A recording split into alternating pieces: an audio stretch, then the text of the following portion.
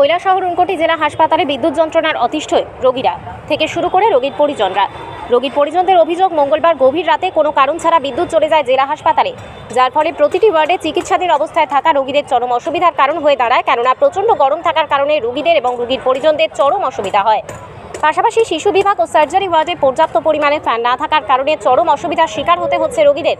অনেকে বাড়ি থেকে ফ্যান বহন করে হাসপাতালে নিয়ে আসছে। সেই ওয়ার্ডগুলিতে ফ্যান থাকলেও তা অনেকটি বিকল্প হয়ে রয়েছে। সাংবাদিকদের মুখোমুখি হয়ে রোগীর পরিজনরা এই বিষয় নিয়ে ক্ষোভ উগড়ে দেন।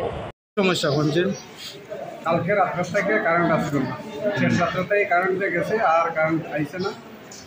এমনকি ডাক্তারের চেম্বারে পর্যন্ত কারেন্ট আসলো। কোনো ওয়ার্ডে কারেন্ট আসলো? ওয়ার্ডে আসলো একটা ছোট্ট ছোট মানে ঝিমঝিম করে জ্বলে, এরকম একটা ফ্যান ঘুরতো না?